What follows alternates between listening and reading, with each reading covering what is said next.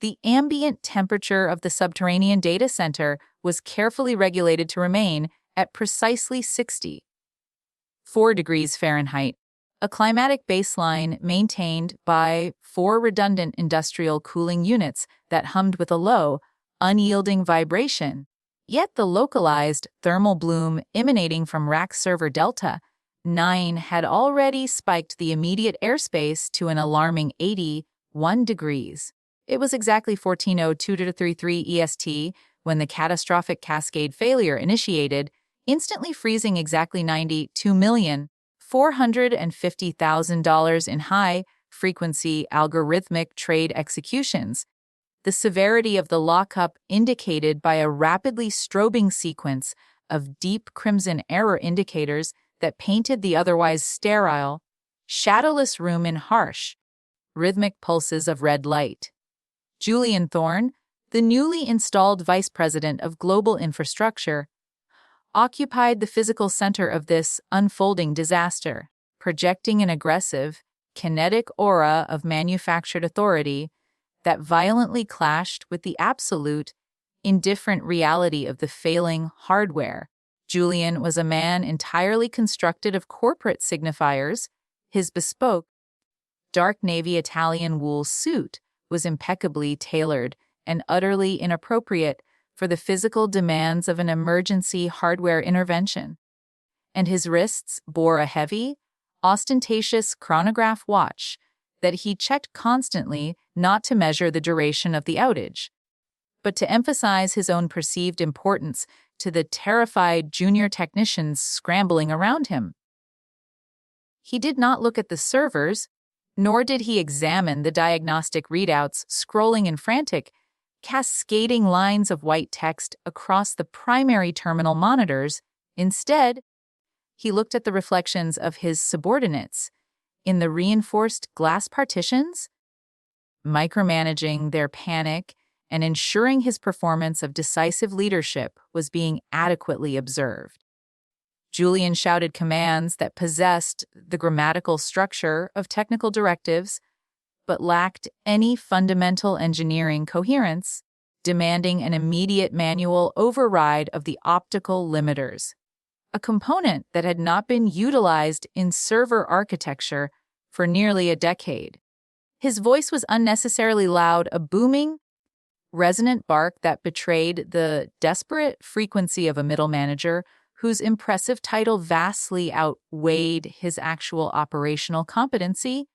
and he weaponized his volume to mask his profound ignorance of the physical systems collapsing around him. He aggressively pointed a perfectly manicured index finger at a trembling junior systems analyst,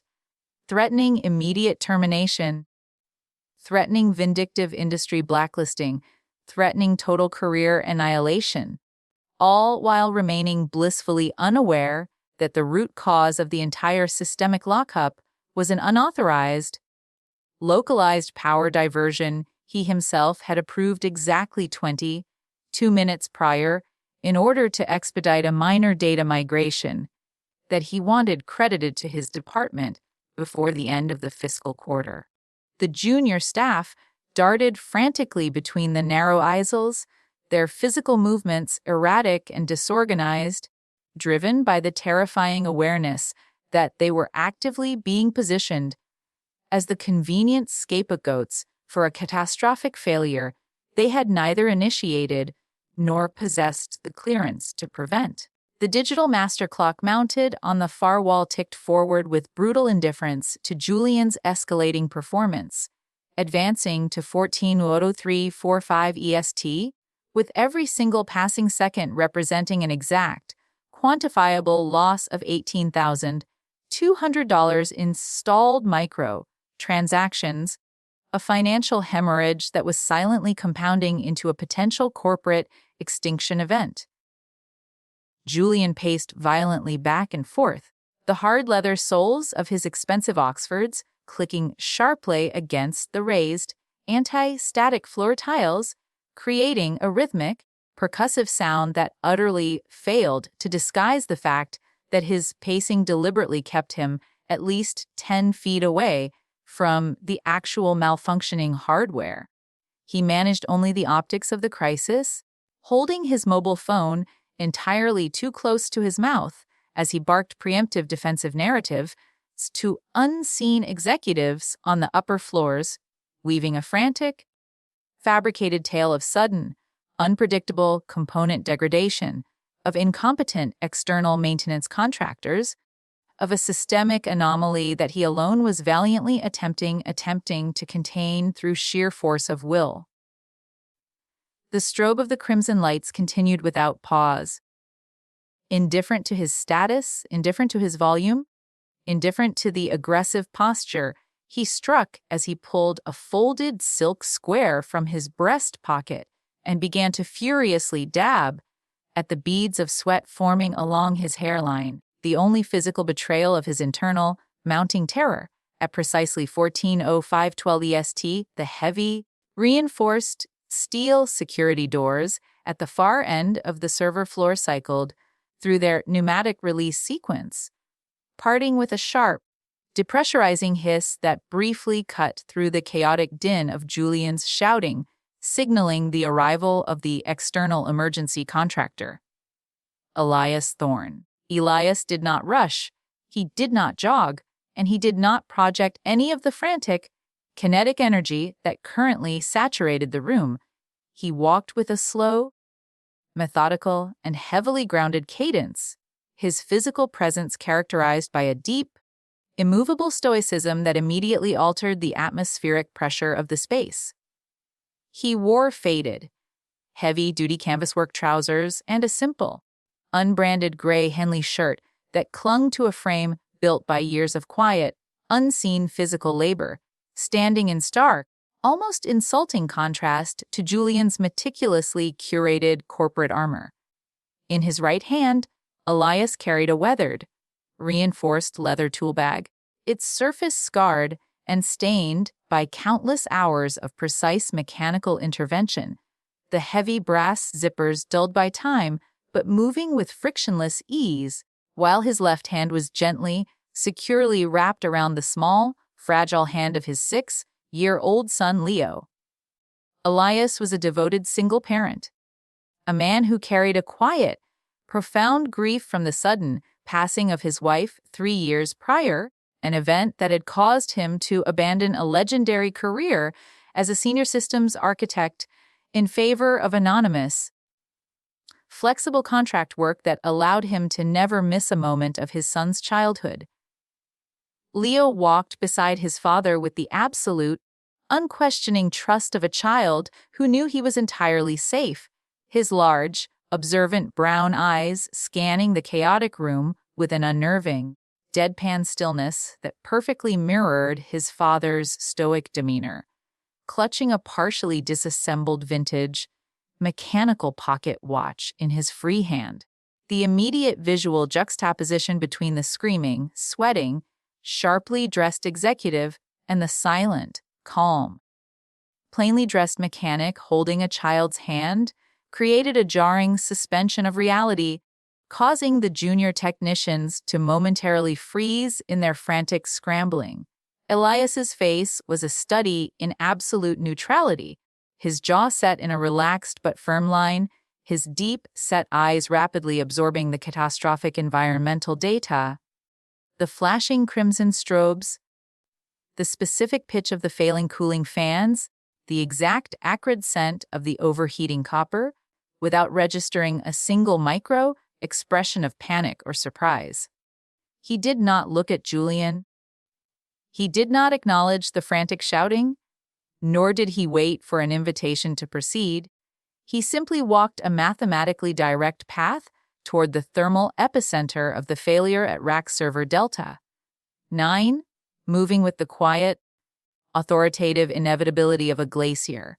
His silence was not passive, it was a heavy, deliberate tool, a physical manifestation of absolute competence that fundamentally rejected the hysterical urgency Julian was so desperately trying to enforce upon the room, stripping the manufactured drama away and reducing the situation to nothing more than a mechanical puzzle waiting to be solved. Julian, Deeply offended by the lack of deference and threatened by the sudden introduction of a calm entity into his meticulously controlled chaos, ceased his pacing and pivoted sharply toward Elias, his face flushing a deeper shade of red as he calculated the perceived insult of a mere contractor daring to enter his active crisis zone accompanied by a child. Elias released Leo's hand for a brief moment, gesturing with a subtle, wordless nod toward a thick, grounded anti-static rubber mat situated safely near the entrance, and Leo immediately walked over, sat down cross-legged with quiet obedience, and returned his attention entirely to the exposed gears of the broken pocket watch, ignoring the loud men entirely. The heavy tool bag hit the raised floor tiles with a dull, resonant thud that seemed to briefly silence the entire room, the sound acting as an undeniable punctuation mark that the time for performative management had ended, and the time for actual, methodical work had officially begun. Julian advanced on Elias with a predatory, aggressive stride, his expensive leather shoes slapping against the floorboards as he sought to instantly establish absolute dominance over the quiet man in the faded work clothes, weaponizing his title and his volume in a desperate bid to reclaim control of the narrative. He stopped a mere 18 inches from Elias, deliberately invading the mechanic's personal space, and unleashed a torrent of condescending, rapid, fire demands, his voice dripping with venomous disbelief as he gestured wildly toward Leo, demanding to know why a filthy, incompetent wrench, Turner had brought a toddler into a restricted, high-security financial data center during a catastrophic level 1 operational blackout. Elias did not flinch, he did not lean back, and he did not alter the rhythmic, steady pace of his breathing. He simply stood his ground, his eyes focused on the latches of his tool bag, allowing Julian's aggressive posturing to break uselessly against his unwavering stoicism like water against stone. Julian, infuriated by the absolute lack of defensive reaction, escalated his verbal assault, aggressively jabbing his finger toward the smoking server rack and screaming that Elias had exactly 3 minutes to apply a hard patch to the mainboard, or he would personally ensure that Elias was not only fired, but sued into a state of generational poverty for breach of contract and willful negligence. He threw around highly technical jargon with reckless, arrogant abandon,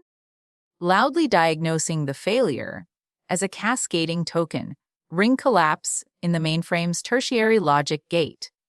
A sequence of words that sounded incredibly impressive to the terrified junior staff, but fundamentally meant absolutely nothing in the context of modern blade server architecture. Elias remained profoundly silent, his facial muscles entirely relaxed, his gaze briefly lifting to meet Julian's flushed, sweating face only once,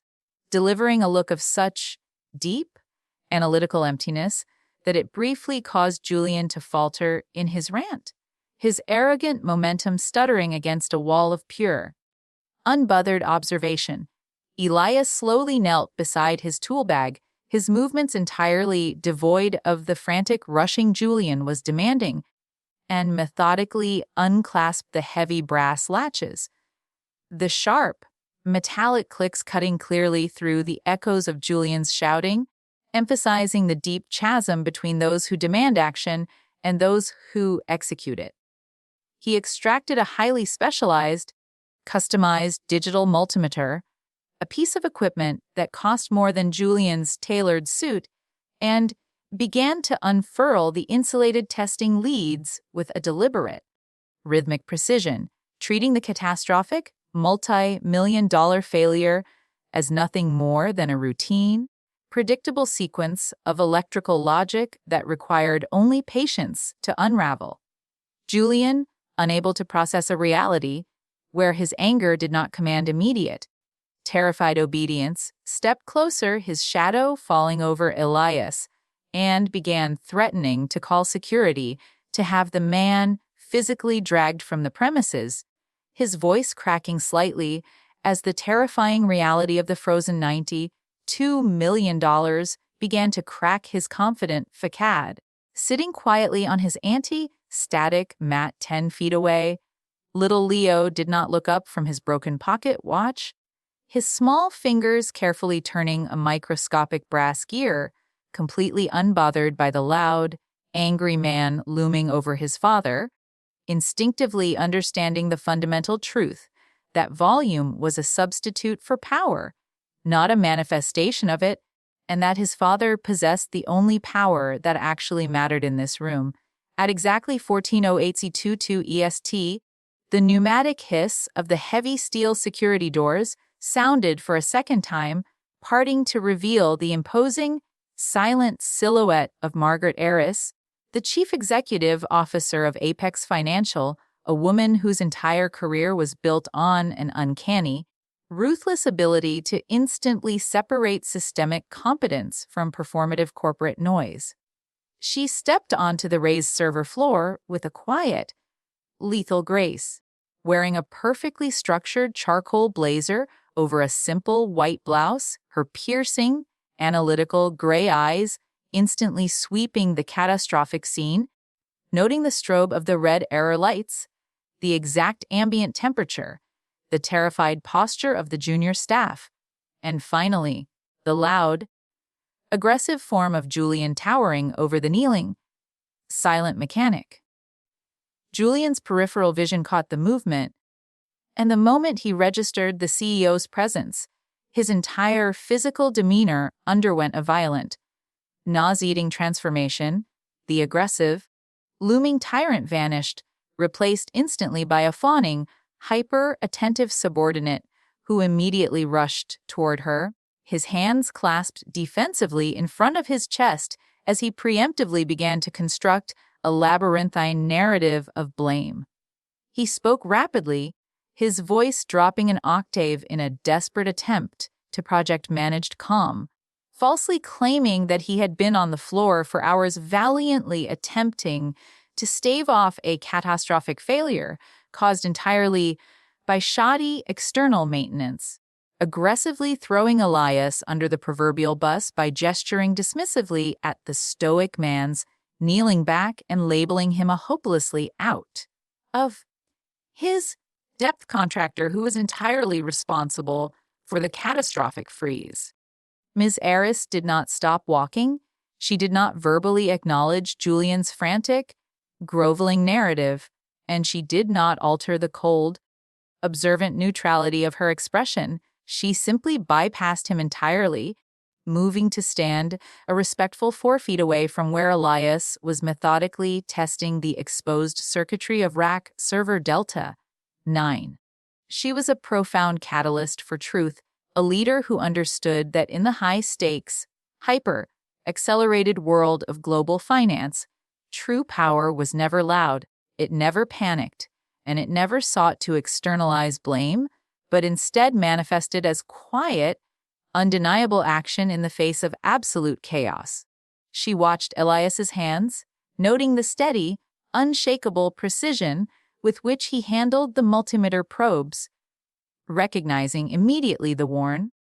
calloused grip of a man who possessed deep, fundamental mastery over his physical environment, a stark contrast to Julian's soft, manicured hands that had spent the entire crisis wildly gesturing at thin air. She then noticed the small, quiet child sitting on the anti-static mat, observing the way Leo was methodically attempting to reseat a microscopic spring in his broken watch, recognizing the mirrored, hereditary trait of intense,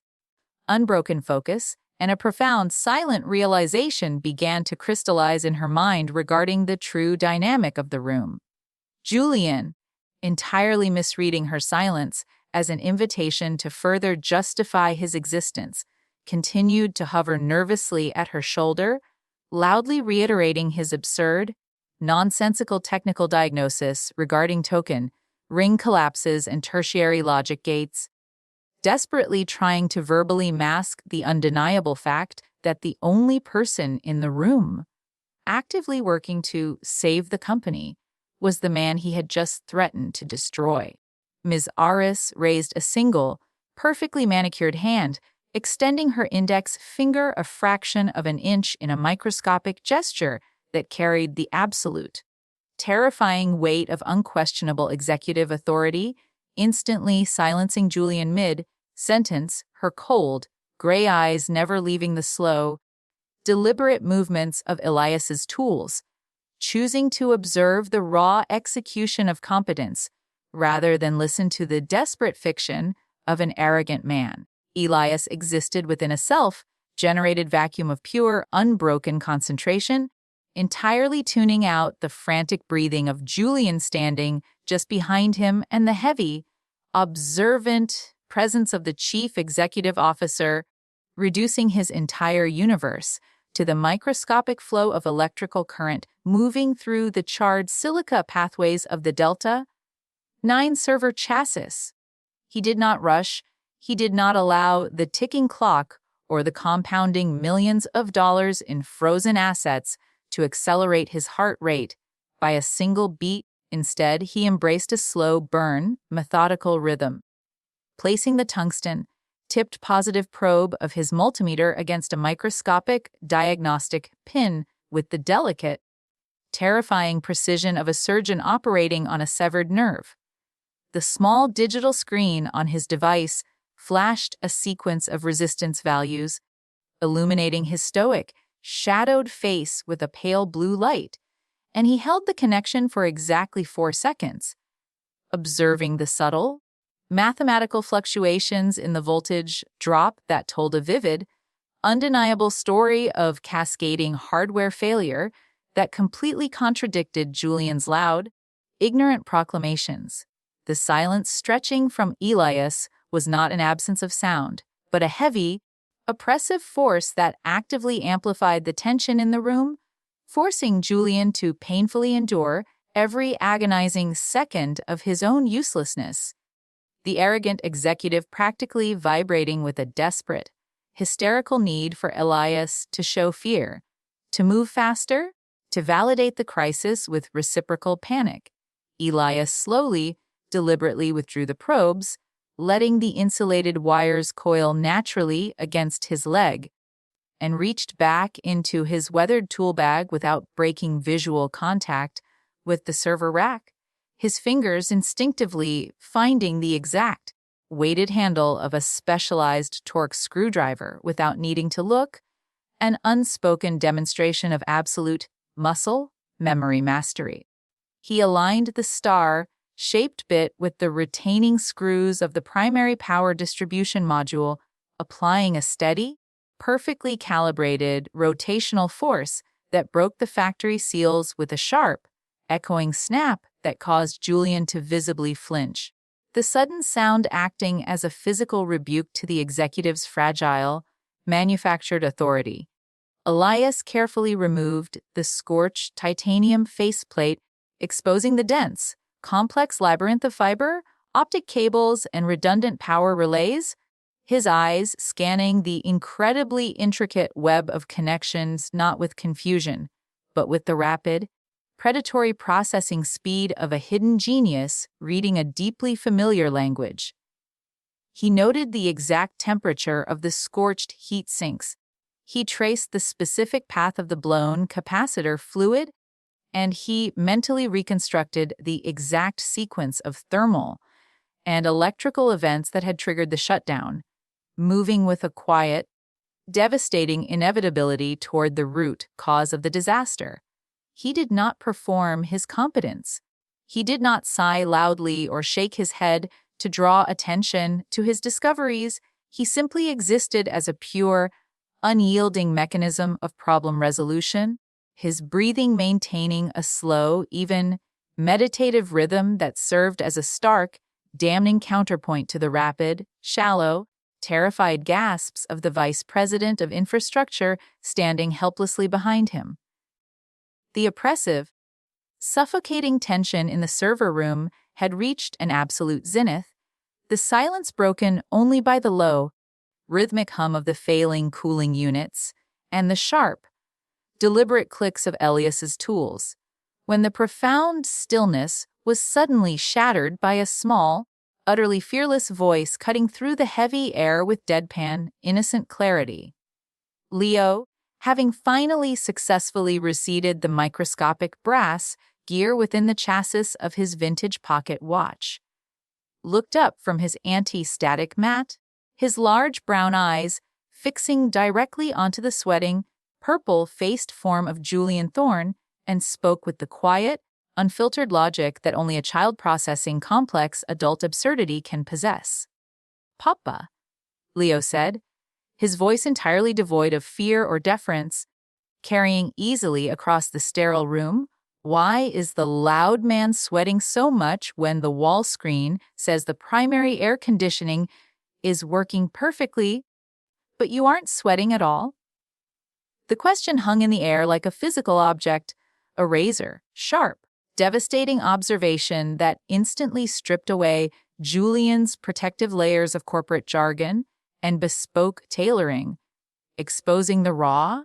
undeniable truth of his internal panic and physical uselessness to everyone in the room, including the profoundly silent chief executive officer. Julian's face flushed an entirely new, dangerous shade of crimson, his ego fracturing violently under the weight of a 6-year-old's simple logic. And he took a sudden, aggressive step toward the child,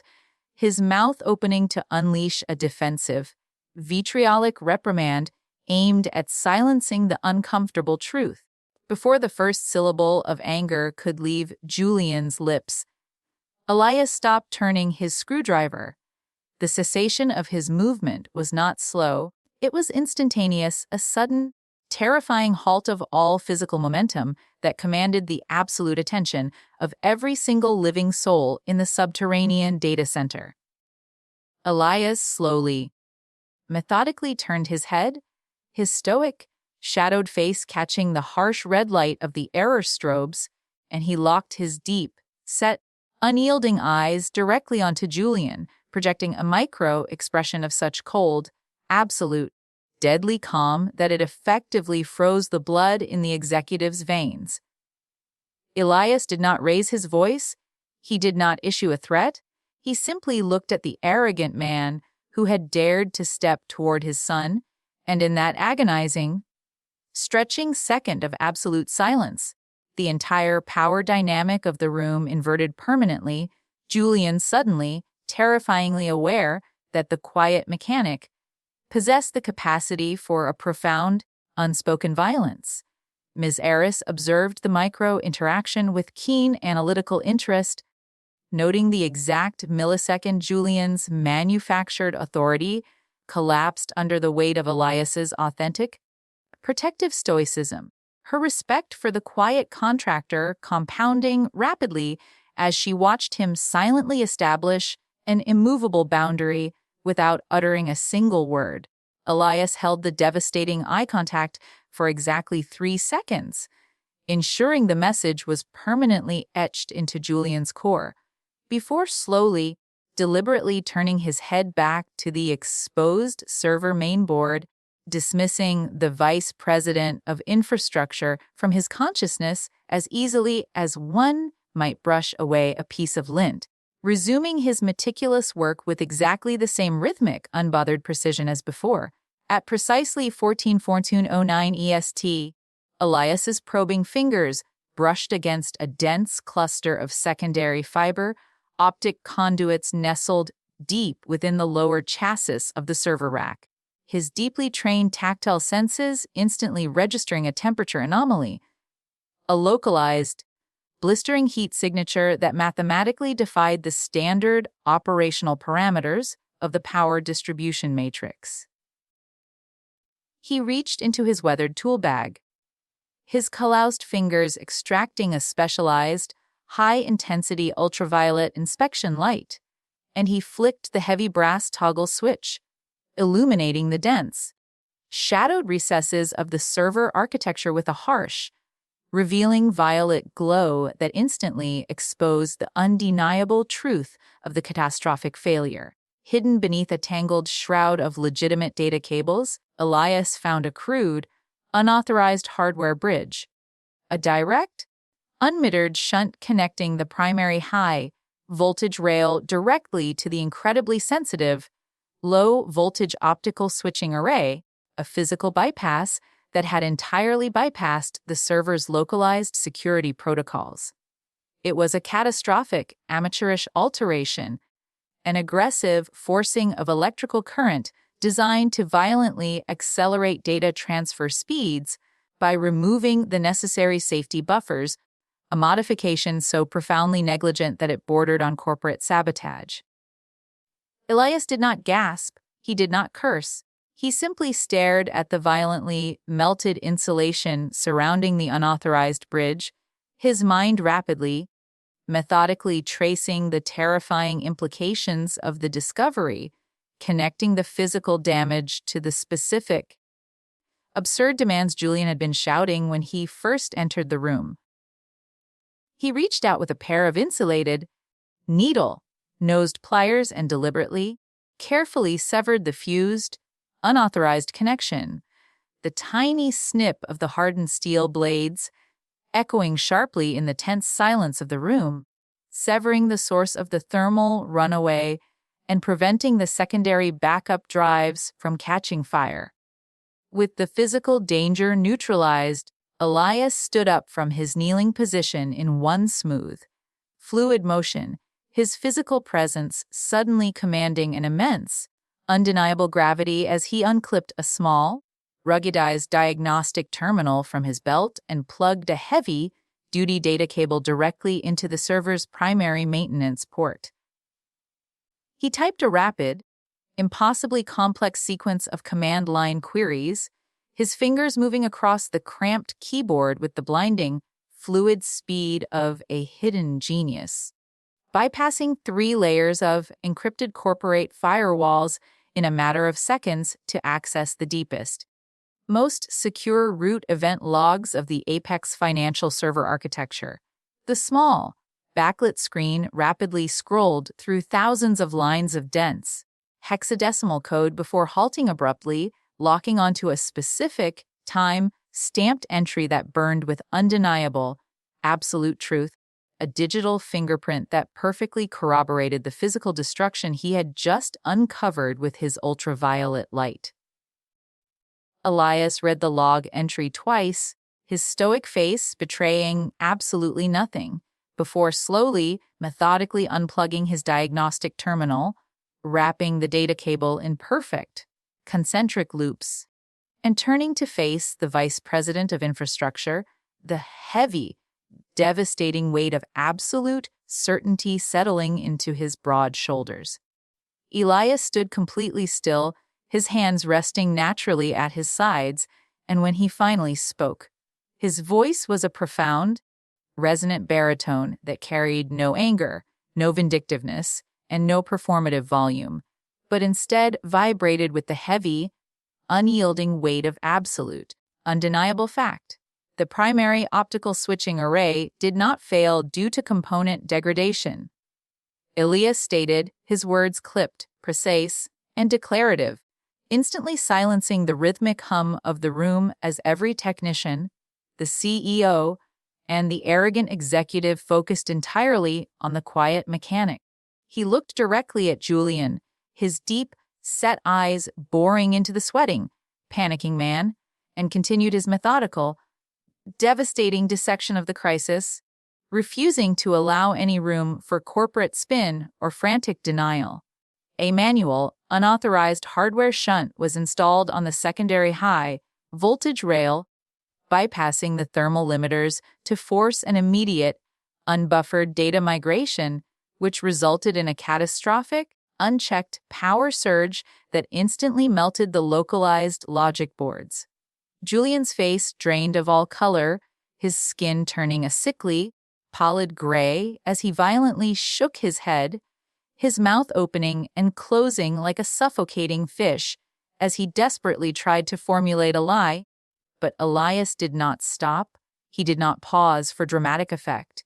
He simply drove the truth forward like a surgical blade. The system event logs indicate that the thermal safety overrides were manually disabled at precisely 13:40:06 EST. Elias continued, his voice entirely devoid of emotion, a detached historian recounting a tragic, avoidable error, and the digital authorization key used to bypass those protocols and initiate the localized surge was registered directly to the terminal of Julian Thorne, Vice President of Infrastructure.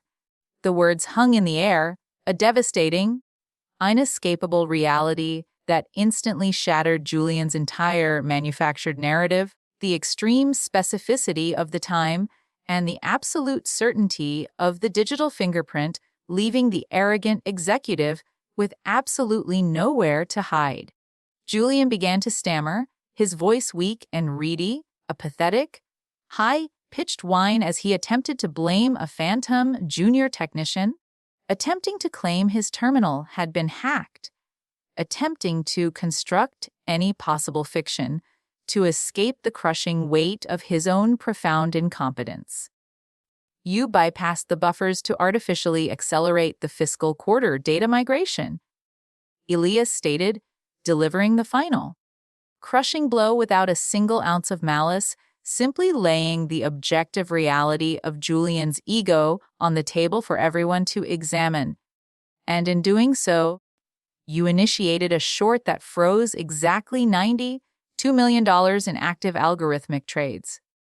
Elias did not ask for a confession. He did not demand an apology. He simply stated the absolute truth, turned his back on the sputtering,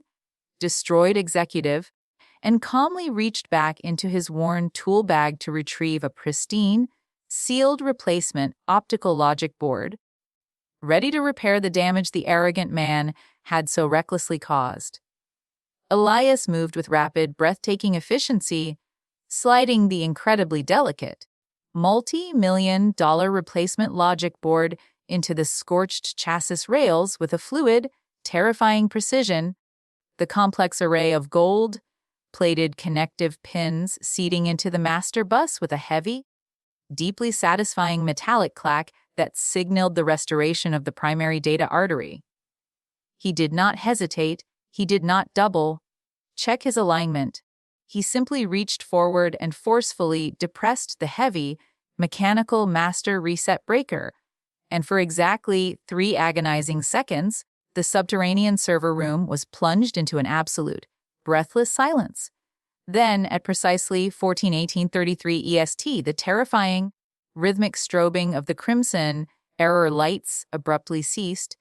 instantly replaced by a cascading, beautiful wave of solid, brilliant emerald green LEDs that rippled across the massive face of rack server Delta 9, accompanied by the deep, resonant, rising hum of the massive cooling fans violently engaging to flush the trapped heat. The primary terminal monitors flickered, cleared, and suddenly began rapidly scrolling massive, unbroken lines of green text, indicating the instantaneous unfreezing and flawless execution of the trapped $92 million in algorithmic micro trades, the catastrophic, corporate extinction event entirely averted by the quiet, methodical actions of a single, deeply competent man. Ms. Eris, who had remained entirely silent and absolutely motionless throughout the entire ordeal, finally stepped forward, her expensive heels clicking sharply against the floor tiles, moving past the trembling, broken form of Julian Thorne as if he were nothing more than a discarded piece of office furniture. She stopped precisely 2 feet from Elias, her cold, analytical gray eyes softening by a microscopic fraction, recognizing not just the mechanical salvation of her company, but the profound, hidden genius of a man who had clearly stepped away from a life of immense prestige to prioritize the quiet, honorable raising of his child. She turned slowly, deliberately, to face Julian, her posture radiating absolute, lethal authority, and spoke with a voice that perfectly mirrored Elias's unyielding stoicism, stripping the arrogant executive of his title, his dignity, and his future in 3 short, devastating sentences. "Julian," Ms. Eris said, her voice barely above a whisper, but carrying the concussive force of an explosive charge, "your employment at Apex Financial is terminated, effective exactly as of the timestamp of your unauthorized system override. Security will escort you from the building immediately, and legal will be contacting you regarding the physical damages." Julian tried to speak, his hands trembling violently. His expensive bespoke suit now looking absurdly hollow and pathetic, but he possessed no facts, no leverage, and no competence to counter the absolute reality of his failure, and he simply slumped, a deflated, humiliated shell of a man entirely destroyed by his own arrogant hubris. The server room, once a chaotic theater of manufactured panic and screaming arrogance, now hummed with the steady, rhythmic, comforting vibration of perfectly functioning high-frequency hardware, the quiet efficiency of the machines reflecting the absolute, stoic competence of the man who had restored them. Elias did not gloat, he did not smile, and he did not seek any validation or praise from the chief executive officer or the awe-struck junior technicians who were now staring at him with undisguised,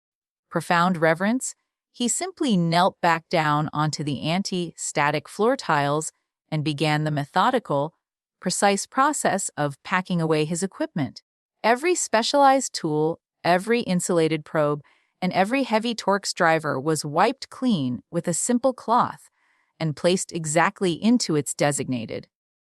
worn leather slot within the heavy bag, the sequence of his actions reflecting a deep, abiding respect for the implements of his trade, a respect that Julian had entirely lacked for the systems he commanded. Elias stood up, the heavy brass latches of the tool bag clicking shut with a final, authoritative snap, and he walked slowly over to the thick rubber mat where his 6-year-old son was quietly waiting, entirely unfazed by the dramatic corporate execution that had just occurred mere feet away. "Time to go, Leo," Elias said, his voice dropping the heavy, declarative edge he had used to dismantle Julian, returning to the soft, deep, infinitely gentle tone of a devoted father, and he reached out his calloused hand, which the child immediately took, clutching the fully repaired, perfectly ticking vintage pocket watch in his other hand. Ms. Eris watched them walk toward the heavy steel security doors, recognizing the profound, unspoken narrative of a legendary engineer who had traded the loud, performative world of corporate power for the quiet, absolute reality of fatherhood, finding true vindication not in titles or wealth, but in the undeniable, grounding truth of pure, unadulterated competence. She did not call out to thank him, fundamentally understanding that a man like Elias did not require external validation for simply imposing order on chaos. Instead, she simply inclined her head in a deep, silent, profoundly respectful bow to his retreating back, a gesture of ultimate deference from the highest echelon of power to the absolute master of the craft. The pneumatic doors hissed open, and Elias and Leo stepped out of the sterile, artificial chill of the data center and into the bright, unfiltered reality of the afternoon. The heavy steel ceiling shut behind them with a solid, echoing thud, leaving behind a fundamentally changed room, a restored system, and the lingering, powerful silence of absolute quiet justice.